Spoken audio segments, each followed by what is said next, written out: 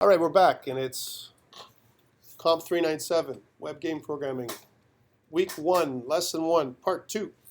And in the previous video, we talked about GitHub and signing up for GitHub and how you're going to get a bonus if you do so. So hopefully you've all done that, because today is the only day that I'll give you your bonus mark. You won't get it any other day. If you missed today, tough. You're not here? Too bad. Okay. We talked about Starbase 12 a little bit. And that's okay. But let's talk about GitHub. So when we use GitHub, what is it, right? And I think that's one thing we have to understand. What actually it is a place that we can use. I'm just going to kind of go into lesson 2 a little bit. That's where I had it before. I'm going to put this stuff up online very shortly. But let's take a look at what GitHub is and why I'm asking you to kind of open up a GitHub account in the first place, right? So I've got a little PowerPoint presentation here that I'm going to go through. I'm going to skip through a lot of it. I'm not going to read. I don't read PowerPoints. I just kind of look at it and I go, okay, talk to it. And this is how I kind of skip through. And yeah, that's not what I wanted. I knew that was going to happen. Microsoft does some really weird things now with the new Microsoft Office for 2016 for Mac, right? It's a preview. You can get it for free. If you're an Office 365 subscriber, you can get it from Mac or anywhere else. And I think for you guys, because you guys are students at Centennial, you get Office 365. I think there's a discount or a free subscription to it while you're here, right?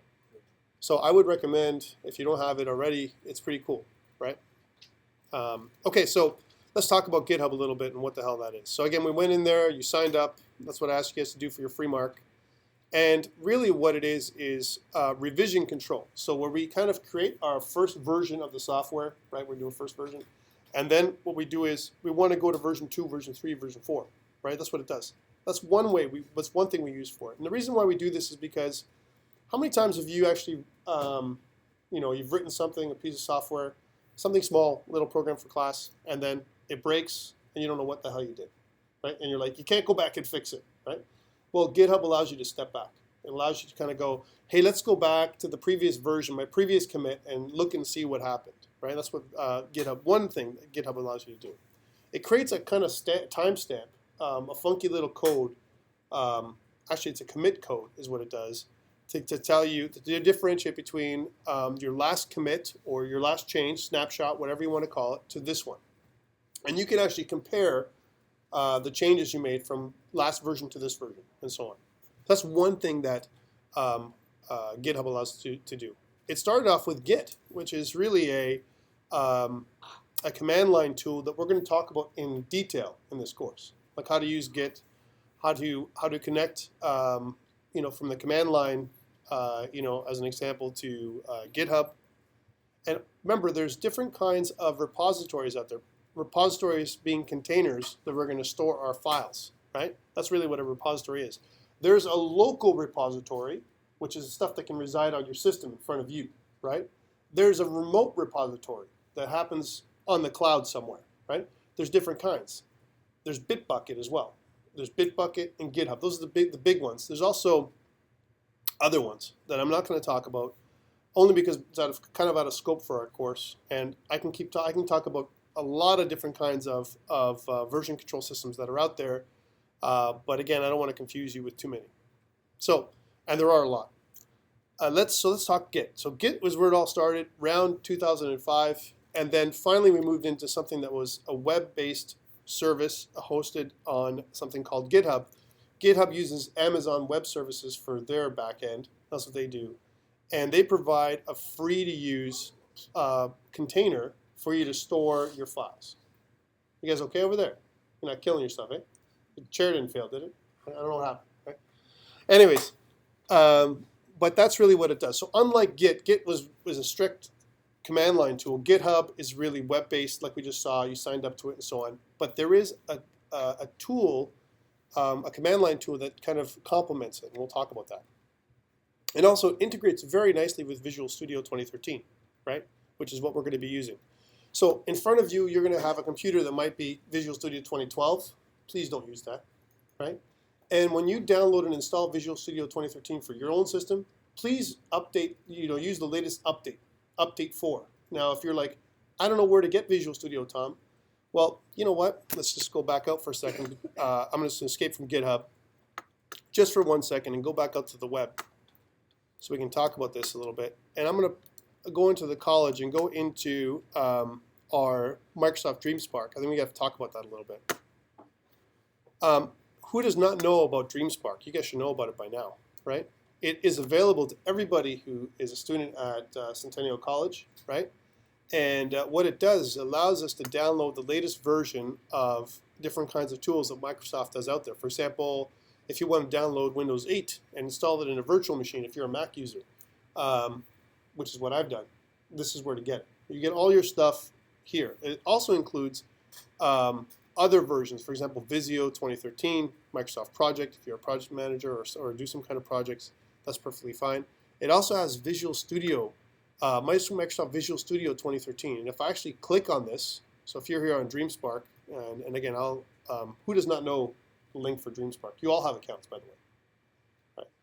So you can always download this stuff for yourself. If I go to Visual Studio 2013, it'll give me a series of links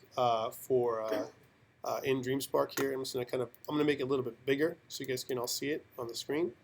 Not because it's very comfortable for me, but it's more comfortable for you. So if you notice, there's Visual Studio 2013 Update 4. That's the one you want, right? You don't want to get Update 3 or Update 2 or Update 1. Update 4 is the way to go. Why? Because it includes the latest version, the latest version up until now of TypeScript. And you want to definitely do the ultimate version. So if I actually click on this link, it says Microsoft Visual Studio 2013 Update 4. And this is the update that you need in addition to Visual Studio Ultimate. Right? So I need those two things, Update 4. Okay. Update 4 also has a bunch of ways or helping us integrate with GitHub. We'll talk about that a little bit in a bit. Okay, so that's the tool we're going to be using. Okay, let's go back to GitHub for a second.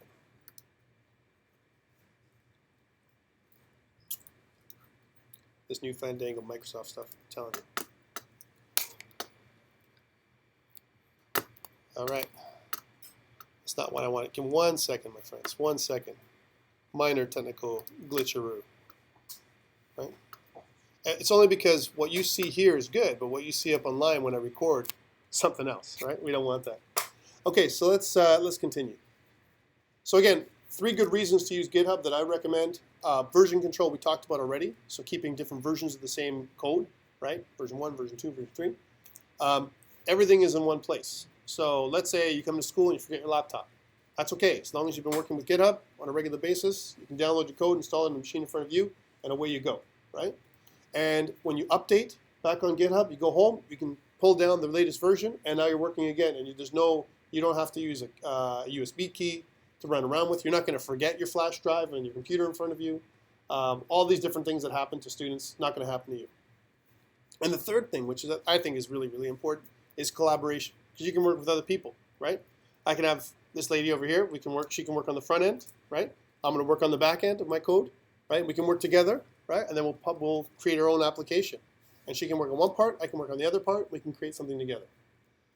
And it's great because it keeps track of who did what from a collaboration perspective, right? So that's kind of a big 3 for me, why you want to use GitHub. Let's do this. Let's install the GitHub client. If it doesn't exist already in the machine in front of you, let's go to windows.github.com for Windows users. For Mac users, you can go to, I believe, mac.github.com, and if you're a Mac user, and download the tool for GitHub, right? And what it is a little, command line tool. It's actually not a command line tool. It's an app that you can download and install for Windows. So windows.github.com. Let's do that. So this is kind of the second piece. So now you have your account already. That's why you need your account first, right? And now you can follow along with this thing. And it's going to look slightly different because if you notice, my version says for Windows 2, right? And if I go to the latest version of course, it's messed up my resolution here. If I go to the latest version here, so if I go to windows.github.com, and if you notice it says download GitHub for Windows, It doesn't say Windows 2 like mine. This is not the second version. This is a much later version than the one I had made for the PowerPoint presentation, right? But this is the one you do. So you download this thing and install it, and then when you do so, you're going to have a little icon on the bottom that looks something like this. And if it doesn't work, it'll update in a second. But it's going to give you this kind of look. I mean, again, my resolution's all messed up right now because I'm doing the PowerPoint presentation. But this is what the kind of the tool that you're going to look like. This is what it's going to look like when you download it. There's going to be a couple things when you download this tool that I want to make you aware of. You're not just getting this tool, you're also getting something called Git Bash. If you try and do it in the computer in front of you, actually what Git Bash is, right, is Windows PowerShell. And unfortunately, sometimes it's kind of glitchy on the machine in front of you, like the one that's from the school. Git shell, this is what it looks like, right? So if I download Git shell, as an example, if I actually kick it off, it looks like this, like a regular command prompt, but I can do this, ls, right? Similar to what you get in a Unix kind of environment or Linux environment, right? So I can kind of clear, right? And I can do those kind of commands, right? I can do the same kind of things that you normally would look at, right? And then from there, let's say if I want to create a new directory, I can do so, right? Everything, that's what Git shell allows you to do. However, it'll sometimes fail on the machine in front of you. Don't be alarmed, all right? Because remember, we talked about you installing this thing for your machine, your laptop. On your laptop, it won't fail. It fails, unfortunately, on the machine in front of you, right, sometimes. So if it doesn't work, if your PowerShell doesn't work, if you actually double-click in there, it doesn't work, that's okay. The main tool we're going to focus on for the next little while is this tool, this GitHub tool that looks like this, or something like this. Who's finished downloading and installing tool? Okay, it's important because once we've downloaded and installed this tool, there's two ways we can actually do connect to GitHub. One with Visual Studio. Actually, there's three ways. Two with this tool, and three with command line. Okay, those are the three ways we can connect to GitHub. All right, cool. We did a GitHub account already, so I'm going to skip through that. Choosing your plan, you're going to choose the regular plan. Let's do this create repository stuff. This is the next stage that I want you to do. We're going to create a new repository today. Actually, let's do a couple things all at the same time. Oh my God, I'm taxing you guys out, right? This is crazy. I'm going to go on the Windows side of the house here, right? And here I am in the Windows side of my house. I'm going to launch Visual Studio 2013, which should be on your machine in front of you. So find that link for me, please. Visual Studio 2013. My Visual Studio 2013 is Visual Studio 2013 with Update 4 and a bunch of additional things that you're going to have to install for your system to run the way it should run, which we'll handle in a bit. I want you to choose C# as your language of choice if you have a chance from an environment perspective. When you first launch Visual Studio 2013, it launches and asks you which is your environment, what environment you want to start off. You can do VB, you can do C#, you can do whatever. Please choose C#. It's the one we want to kind of focus on. Not that we'll be using C# in this class.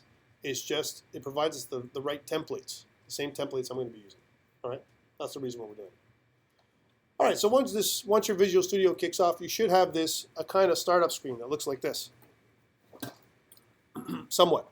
Might look a little bit different than mine, and that's okay. So what we want to do is we want to go to New Project. Let's try this out. New project, and I'm gonna kind of kick off a new one down here. I'm gonna call this comp on the bottom 397 lesson 1, and then we'll say part 2 because we're in part 2 right now, the video, right? Just to kind of go. So this is my lesson. So if you notice, this is what it's going to be called. I'll kind of pull it up so you can see.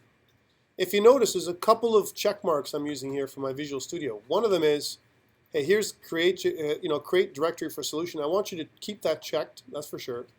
And then where it says, see, mine says create new Git repository. Yours should say add to source control or something like that, right? Click that, because you want that to go on, right? All right. On the next stage, right? If you notice what am I choosing here? I want to choose ASP.NET Web Application as my default template. You can actually get that if you go through this little tree here. You're going to see where it says web. If I click on the web, it'll actually zone in to this ASP.NET web application. That's the one I want. I have extra ones. Don't worry about that. This is the one you want right here. Are we good? Anyone doesn't have this? Okay, once we get this, we're going to click OK, right? And now you get this these other kind of options here. Web forms, MVC, web API. These are nice things, but these aren't the ones we want. We want the empty one, right? We make sure that none of these check marks are checked. These checkboxes should be all unchecked. And same thing for this Microsoft Azure piece. This should be unchecked as well. Okay? None of this should be, it should be all unchecked like this. You guys get to this point? Yours might be a little bit different. Don't worry about the extra stuff I got. All right? Okay, and press OK. Now for you, it'll take you to this piece that says add to source control, and there'll be two options. One will be Team Foundation Server, and the other one will be Git. I want you to choose Git, and there's a little checkbox that says use this as a default going forward, right? It won't show me. Just look on your machine here in front of you. When you do it for the first time, it'll say, what version control system do you want to use? You want to be using Git, all right? Are you with me? Okay, it's going to take you out here to this, to COMP397, Lesson 1, Part 2 on the right. Now you guys should have lots of experience with Visual Studio because you've done C# in a couple classes already, right? So you guys should be like experts by now, right? Who's an expert in Visual Studio? Yeah, neither am I, right? You know why? It's 70 million lines of code, guys, right? If you guys can be an expert in Visual Studio, then you can be Microsoft certified. It's hard, and you know what? There's a lot of stuff to learn. Okay, let's look at this for a second. So, has everyone got the same looking kind of screen as me? Now, I've got this extra piece right here. I'm just going to kind of unclick this so it hides. It's not necessary right now. So you guys should look like this. If you don't have the bottom one, don't worry. I'm going to get rid of it too. Here, I'm just going to get rid of this output window and this breakpoints window. So now this should what it looks like. This is what your screen should look like right now. On the right, on the right, I'm just going to pull this out a little bit. And all I've done here is I pulled this out, right, this little panel. If you notice, my solution is called COMP397 Lesson 1 Part 2, right? And inside the project, I have COMP397 Lesson 1 Part 2, the project, right? I have nothing in there. You should have properties, references, and web config. That's normal, right? Okay, cool. Let's add our first index.html page. This is going to be a different way than you've seen it before, I'm sure. So right-click on the project. We're going to go to Add. And we're going to go to New Item, right? I'm going to do it this way first, okay? If we go to New Item, it's going to initialize templates, blah, blah, blah. And it's going to bring us a different options here. HTML page, JavaScript page, style sheet, web form, blah, blah, blah. Choose HTML page, right? And in the bottom, before you press OK, make it so that it says index.html. I'm just going to rename this to index.html on the bottom. Follow along, guys. Don't watch. Watching doesn't help you. All right, press Add. Are you with me? All right. Hey, this is pretty small, eh? I got to make this. I got to zoom this in. Let's do that. All right. So, how did I do that? I just kind of scrolled up. All right. So we got our basic page here, right? I'm going to make this kind of pull this to the side. So I've got my index.html page here, and I've got a title and some stuff. And if you know, is there anything different that you see on your screen than me? You guys should see the same thing. Here's what we don't need. I don't need this, right? Because this doesn't comply with HTML5 exactly like I like it. I do need to change this with lang. Let's start typing lang, right? And if you notice, if I press enter, it takes me to English as an option. Do it, do it, do it. It's better to do it with me. Don't watch me. Don't watch me. Do it, right? If you don't do it and you're watching me, bad, right? I know. You don't like it. Do it anyway. Where, on your machine? All right, you go ahead. All right, for a title, we're going to kind of put in our lessons. We're going to say COMP397, right? And we'll say Lesson 1, right? Because that's where we're at right now. We have a couple things we're missing here in our HTML tag. By the way, when we do HTML for this course, it's going to be minimal, right? CSS, minimal, right? We're not going to use CSS and HTML when we build our games. Why? We don't need to, and you'll see that later on. inside of our head, before our title, I want to put in a meta tag, right? I'm going to start typing meta. And inside my meta tag, I want to use character set, char set. And I want to use UTF-8 as our standard, right? UTF-8. It identifies to browsers in the future that we're using this character set, and it's more HTML5 compliant. Okay. Next, we're going to use one more thing. For mobile devices, just in case you want to create a mobile game, it's really important to start to, or it's good practice to do this, meta. And then name, right, is equal to viewport, right? And then content is equal to, and it's going to give you an option, width is equal to device width initial scale 1 would be the minimum that I'd like you to do. And it's it's just spacing over because I'm really big here. I'll make it a little bit smaller. There we go. Are we good? Are you guys with me? It's okay. I'm going to take a pause. Don't worry.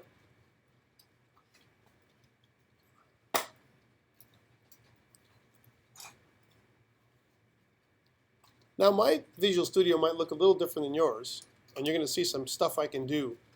And if you don't know how to do this stuff, it's okay, right? But let's just try this out together. What the hell? Who's up with me now? Who's with me? All right, most of you, some of you. Okay, let's do our first. We're going to start make our first GitHub repository. So I'm going to go up on Chrome. Right, here's Chrome. Let's bring up Chrome for me, please. I know I'm getting you to do two things at once. Oh my God, right? But try this out. I'm going to go to GitHub. And when I go to GitHub, I'm going to, again, I'm in my new account. If you notice, I'm logged in as me. You should be logged in as you by this point, right? There's a little plus sign next to my name or my account name, right? This plus sign is what I want you to click, right? This icon. It gives you to new repository, right? Click new repository. Inside there, you're going to see your account name and then a repository name. It's got to be a unique repository name, okay? So I'm going to start typing COMP397 and it's lesson 01, okay? And you know what? Let's make it even more, part 2, because that's the lesson we're at right now, the little part we're at, okay? Have you done this? This should be unique. If you see this little check mark, it means that it's a unique repository. All right. And now if I click Create Repository, right, just this. Don't click anything else for now. Leave everything as is. Leave it as public, not private. Private, it'll cost money. You could sign up for a student account, by the way. And if you actually send them a note, there is an area that you could sign up for. I think you get one free private repo, right? But for now, leave it all public and click on Create Repository. When you do that, it's going to give you this, what looks like a URL, actually a URI. URI is what it is. This little link here, https://github.com, my name, it will be replaced by your name, / or your account name, / COMP397 dash, and the lesson and the part, that's how I broke it down, and then .git. .git would be your URI. I'm going to take this whole thing and copy it, right? Control C. You can also click this little thing that says copy to clipboard right on the corner. Are you with me? All right, once you've done that, once you've copied to clipboard, we can minimize Chrome. We're going to get back to it in a second. Let's minimize Chrome. And then if you notice on the bottom of your Visual Studio, there's a place called Team Explorer. You should have a Team Explorer tab, yeah? Do you have Team Explorer? If you don't have Team Explorer, right, you can go to View, right? Team Explorer. And it'll open up a Team Explorer window, and you can drag and drop it into your tabbed view. Now, yours might look a little different than this, but what I want you to do is click on the Home button, right? The Home button. You're going to go to Changes, right? Changes.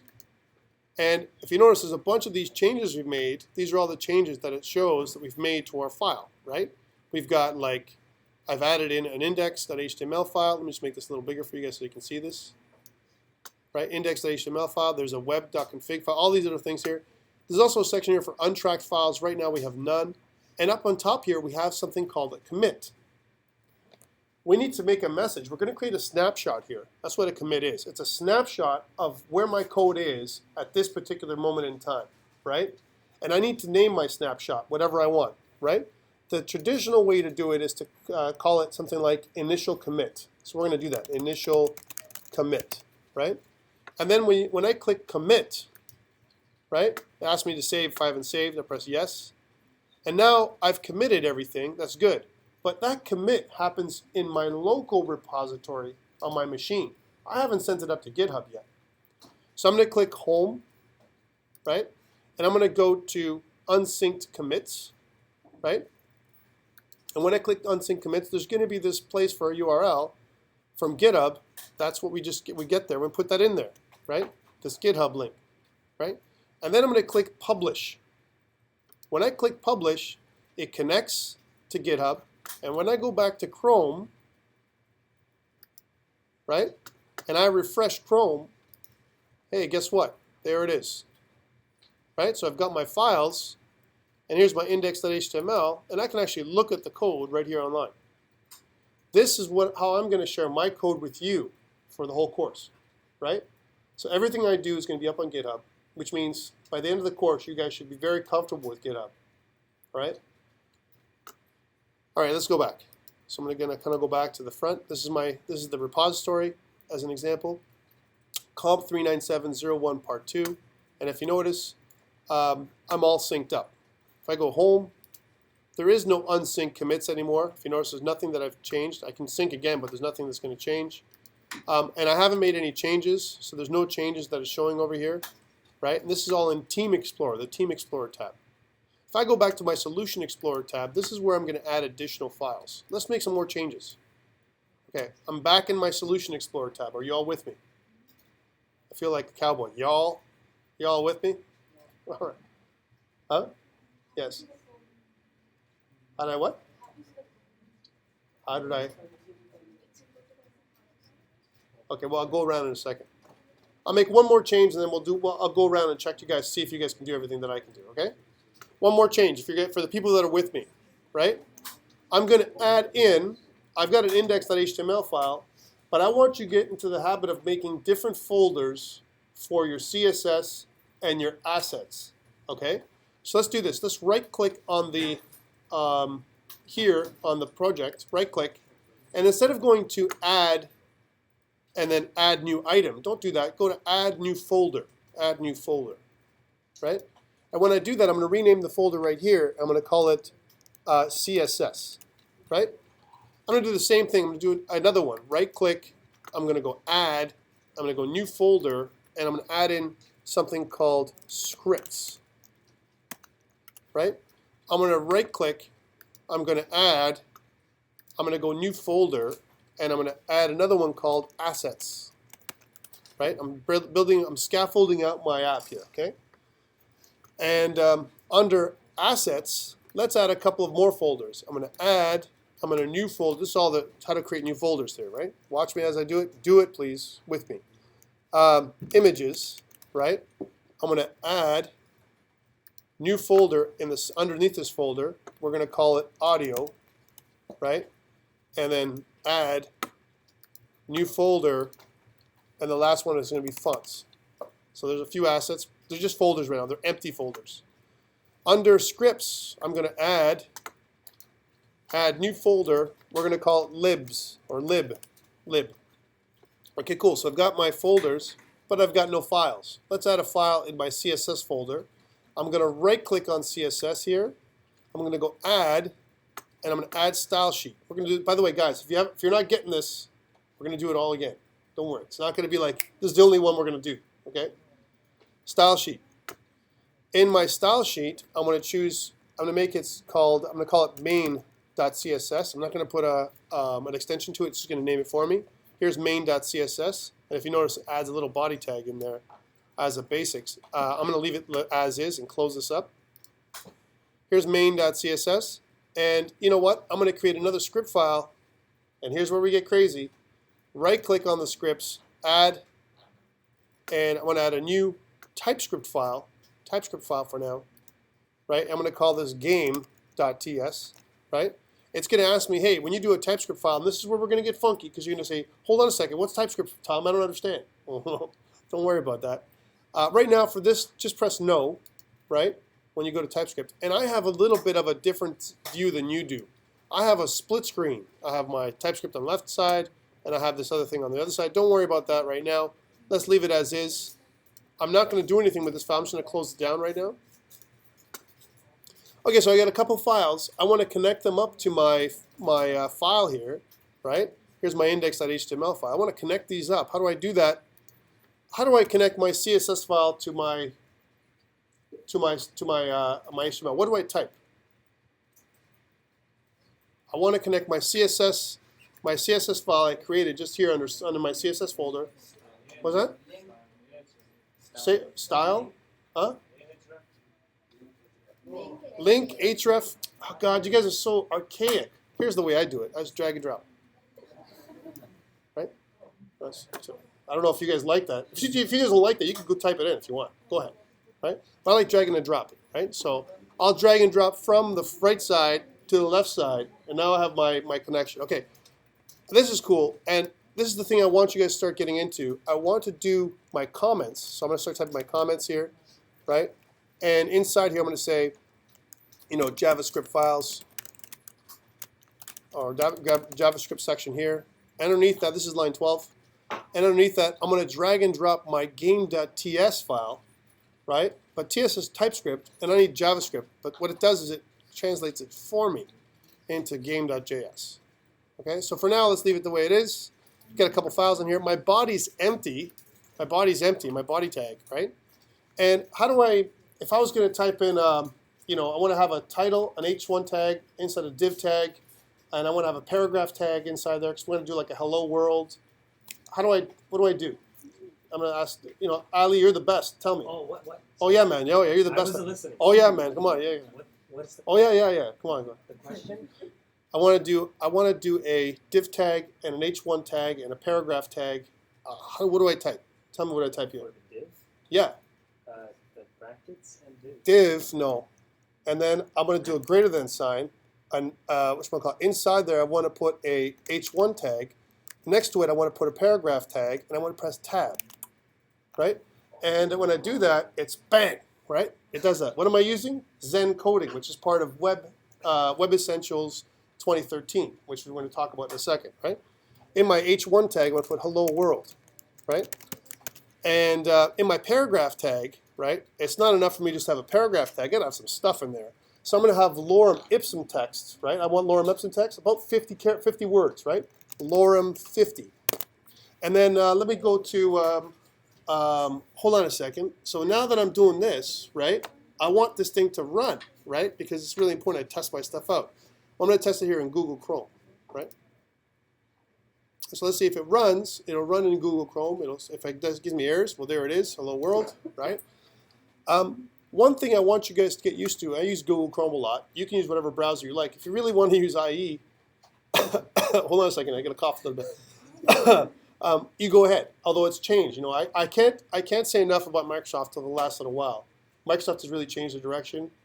Windows 10 looks really, really good. I'm really excited about it for July. That's when it's going to come out. And they do have this new version of Internet Explorer. It's not Internet Explorer anymore. It's called Microsoft Edge, right? Which is the new way of browsing with Microsoft. They have built-in Cortana and blah, blah. By the way, I don't work for Microsoft, so I'm not promoting it. I'm just telling you that this is the new stuff's coming out. I'm really excited about it. All right, so hello world I've got here. But I want to test with Chrome for now. And I want to use this little sandwich, this little hamburger is what I like to call it on the right-hand side. If you go back down to the right where it says More Tools, I want to go to my JavaScript console. And if you notice, this is how we're going to be doing our testing. It says, oh man, failed to load resource, fave icon. Well, I don't have a fave icon. That's why it's not loading a resource, right? And if I kind of refresh here, it goes away. But that's hello world. And if you notice, this is my little console. When we test our JavaScript, we're going to test and debug it right here in the window, right? So again, I went to the hamburger, I went down to More Tools, and I went down to JavaScript Console. That's how you do it. All right, so my hello world works, okay? And I did it in a few simple steps. But where the hell did I get all that stuff, right? What did I do? It's a shorthand, right? Well, I got it from this. If I go to VS Web Essentials, if you go to just type that into your browser in the top, it'll pull down this this link, vswebessentials.com, right? And this is Visual Studio Web Essentials. It is recommended as a download. It should be included in Visual Studio Update 4. However, sometimes the full version is not included. And if you're not using Visual Studio Update 4 or something goes wrong, I highly recommend you download and install Web Essentials right here. Right? And this gives you the ability to do a couple things. If you go to HTML, if I click on this, it gives you a couple things, like, for example, Zen Coding. Right? Zen Coding is what I use, that funky syntax that I used, which is actually, this is the old version of something called Emmet. And if I go to Emmet, emmet.io is where you go, this actually does the same kind of thing, and it's available, and that's why I think it's totally essential as well for web developers.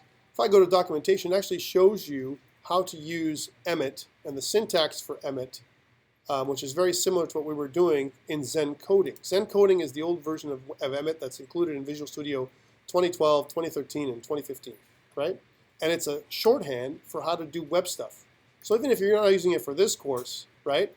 And let's say as an example, I want to do something else. I want to do a paragraph tag, and inside there, I want to do some kind of a link, right? So I'm going to do like an A tag, an anchor tag, right? And inside the anchor tag, well, let's just do that.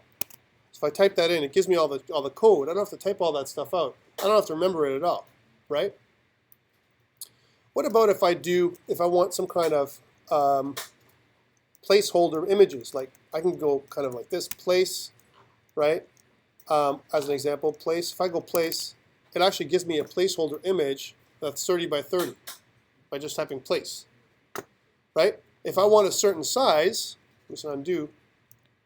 I can go place dash, 30 by 30. If I want that, here's my 30 by 30, right? If I want 150 by 150, right, here's my placeholder image. It'll give me a random placeholder image, 150 by 150. And if I look and see what it looks like when I refresh, right, it'll give me this little placeholder image in a second. There it is, 150 by 150. So if you want to do web design, Visual Studio seems to be the place to be now. Right? It actually gives you a lot of really cool things you can do with Emmet, or in what Visual Studio calls Zen Coding. It's the same thing, just made for Visual Studio. Okay, let me just stop recording up here, stop debugging, right? If I stop debugging, I'm in debugging mode, and there's certain things I cannot do in debugging mode. Okay, so here's my placeholder text. There's also lorem pixel, and I think it's, if I'm not wrong, it's pix, right? That's the way you do it. And you can go pix 150 by 150. That's another kind of placeholder text. And if I run this one now, pix 150 by 150, it goes into a little text that gives you an actual picture. Look, see this little monkey, right? And we use these in web design. We use these placeholder text and lorem text in order for us to kind of lay out our page a little bit. We won't be doing that in this course, but I wanted to show you that there's a lot of powerful stuff you can do with Visual Studio 2013 with Visual Studio Web Essentials installed, Update 4, right? For those of you who haven't seen it already. Okay, cool. Now the test comes. We've just done our update. I've added some gobbledygook here, some stuff, right? Our main.css file is linked. I've got a game.js file, but hold on, I did a game.ts file over here. Let's do that game.ts file for a second. So I'm going to double click this game.ts file, which is inside my scripts folder, and I go back here, right? And now, you know what? I want to make a class. Well, JavaScript, if you don't know JavaScript, but you know C#, who knows C#? Yes or no C# by now? You get to be experts by now, right? Okay, you're not experts, but you should be good, right? So let's check this out. So I'm going to say this. Let's try typing this with me if you have game.ts here, right? Class, person, open curly brace, close curly brace, right? And I'm going to just make some space in here. Okay, let's make a constructor. And open curly brace, close curly brace. All right, that's my constructor for the person class. And inside my person class, I want to do person walks, right? So let's say walks, right? Open curly brace, close curly brace. What do I got here anyway? Well, remember comments in JavaScript as a really quick thing is 2 forward slashes, just like you have in C#, and this would be my constructor, right? Here's my internal documentation that I talked about before, right? My constructor. And you know what? I have this method in JavaScript. My method in JavaScript is called walks, and this is going to be a public method. Hold on. In JavaScript, I don't have type definitions, and I don't have access modifiers. Well, you know what? TypeScript does. And this is what allows us to be more powerful. So I'm going to make this walks public. I'm just going to name it public, right? And I'm going to say this is my public methods. That's what these are right here. Right, here we go. And inside my public walks method, I'm going to say console.log. And inside there, I'm going to say hello world, right? Wait, we got to put the exclamation mark. Okay, there's my. That's walks. That doesn't make any sense. Maybe we're going to change this walks to say hello. Says hello. There we go. My person says hello instead of walks. I just changed the name. All right, cool. Hey, take a look on the left side, on the right side over here. Here's my TypeScript. Here's my JavaScript. It transcompiled everything from one side to the other, right?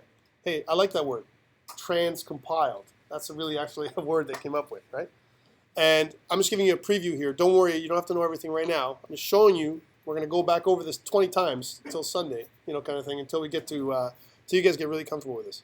All right, and I've got my settings weird too here, right? You see, I got this fat bar. You guys don't have a fat bar, do you? Right? This bit of, do you have a fat bar like this? How do I do that? I right-click on the scroll bar, right? And I go to scroll bar options. Do it with me. Come on. Scroll bar options. And when I go to scroll bar options, down here, if you notice, I have this. I'm going to use my map mode for vertical scroll bar in the behavior section, and I've set up medium as my size. Now press OK. Now I've got the ability for me to go through and scroll and actually kind of to get a preview of what I'm looking at, right? Similar to what we see today in brackets and Sublime Text and other IDEs that are out there and very popular today. Okay, and I also have these numbers here, these numbers, right? And you're gonna, hey, how'd you get the numbers, Tom? Right? Well, I can go to Tools and I can go to Options, and if you notice, it takes me right back to scroll bars. If I go to Text Editor, right, I want to get all the way down where I see my TypeScript. There's TypeScript. And if you notice, TypeScript, I can do things like auto list members, word wrap, line numbers. There it is. Click line numbers, right? And then it'll add the line numbers here on the left. I think line numbers are really easier for us to look at when we compare. I can say, go look at line 2, you know, kind of thing. And that's how you turn it on. You can also turn this on if you go to General or Text Editor. I believe if you go to General, you can turn it on for at some place for everything, all languages. And you can enable line numbers for all languages if you want to, if you're into that. I'm into that, but I kind of do individual stuff. Okay, so that's how I got my line numbers. I mean, I got a couple things looking different here. I got this really weird looking class person, with an empty constructor, and I've got this says hello public method that's with the console.log. Are you with me? If you're not, it's okay.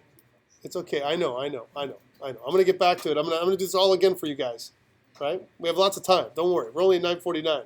We're already starting to code. Right? Okay, cool. So here we go. Here's my says hello method, and here's my person class. You know what? I would like to instantiate my person class by creating a new object. So I'm going to say var.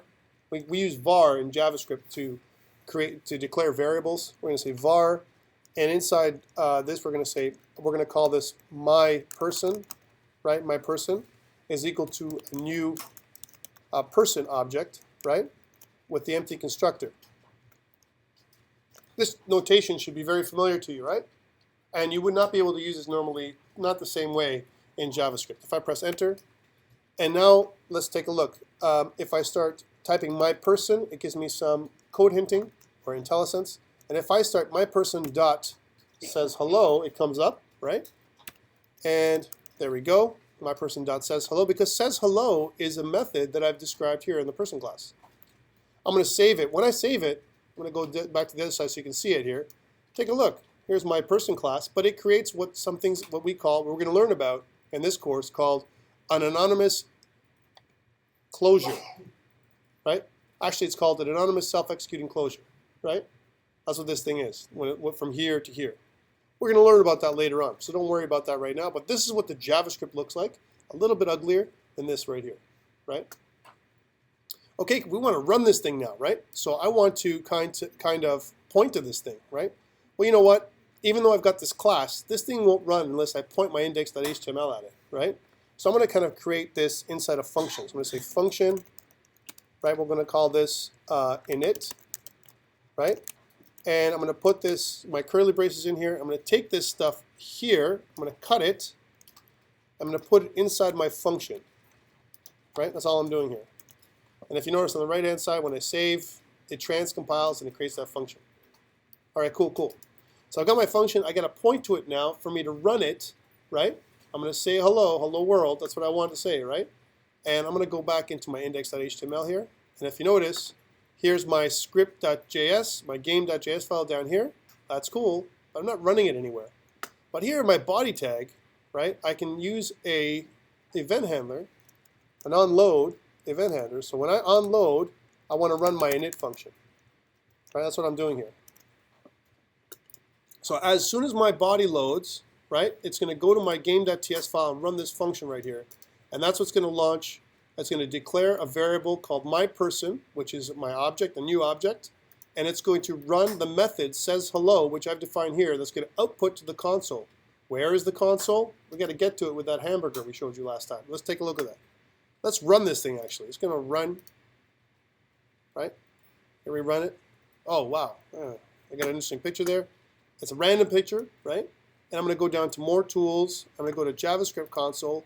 And if it runs, hello world, right? Yeah? So what have I done here as a recap? A lot of stuff. And fast, right? We're going to get back to it. Don't worry, guys. Don't panic. Don't leave, okay? Don't run away yet. Don't drop the class, right? I'm going to go over it 10 more times before you see it. It's not going to be, and by the way, I'm recording this thing, which means you can always go over and watch this thing again, right? Time to go, I know, time to go. Let's try this thing again. Let's take a look and see what I've done. All right. First of all, I need to put this up on GitHub so you guys can share it. How do I do that, right? Well, I know a couple things.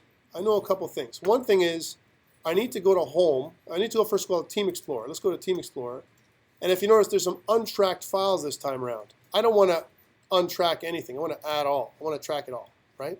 Untracked files means it's something that I'm not going to send it to GitHub, okay?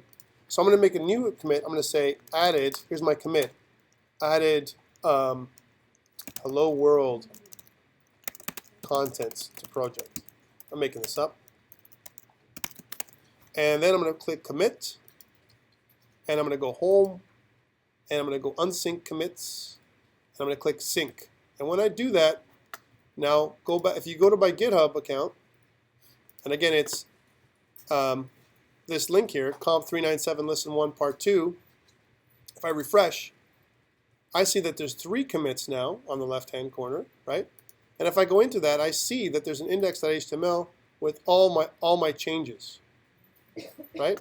This is my second commit that I've made. My first one was done by GitHub itself, and if I go back out to way back out to the repository level, and I look at my commits, I see 3 commits, right? So here's the initial commit created by GitHub when you create my new repository. Here's the initial commit that I sent up 24 minutes ago. And here's I added my hello world content to project 42 seconds ago, right? And if you notice, it has unique identifier snapshot codes for each commit. That's what it does on GitHub, right? Okay, cool. I'm going to pause the video in a second and go around. We're going to do all this together, right? So don't worry. I'm not gonna keep going here and kill you guys, right? First day. Oh yeah, first day, guys. Woo! All right, that's how it is. Oh yeah, in the summer. Right. Okay, so we've done that. It's kind of full loop right now. I've kind of created my GitHub link, or my GitHub repository. I've got everything going, and I've even created a little TypeScript file with person. And by the way, what is TypeScript anyway? We're going to talk about that before I stop this recording. If I go to typescriptlang.org, there's some place you can learn about TypeScript. It actually, if you scroll down, it tells you how to install it. The latest version is TypeScript 1.5 beta for Visual Studio 2013, which I recommend you download and install into your Visual Studio 2013 application. We'll talk about that later on. But really what you can do is if I went to play, if I go to play under typescriptlang.org, even if you don't have Visual Studio 2013, if you go to the play section, as soon as it finishes loading, you have what we call a kind of a sandbox that's here, and you can actually kind of make your own classes, and when you run them, you can transcompile them, and you can try this out up here without creating a huge project, right? So this is the place to learn TypeScript. We're going to go back here over and over again. There's a big handbook on TypeScript. They have a tutorial on TypeScript here, which I'm going to get you to follow. And if you look at the handbook, it actually tells you everything about TypeScript, how to do variables in TypeScript, functions, modules, everything, which we're going to go over. So don't worry, there's lots of documentation. I know you guys are like, what is he talking about? I'm Greek, so I can say, so he's talking Greek to me this morning, right? It's okay, I got to say it, right? Yes, I am, goddammit. I am. I'm talking Greek today. And you guys are going to learn how to speak Greek by the end, all right? That's how it's going to be, right? Any questions before we shut this one down and I go around, all right? Anything you want me to kind of share with the class? Please put up your hand now. It's good practice. Questions? All right, so recap for this video. We talked about more about GitHub. I'm not quite finished my PowerPoint. I'm going to get back to it. There's more little pieces there. I'm going to put it up on Centennial as well, so you can see it as and kind of follow along. But we did a couple things. We created an index.html file. You learned about Visual Studio Web Essentials, right, which you should download and install in your Visual Studio 2013 application, right? That's the first thing we did.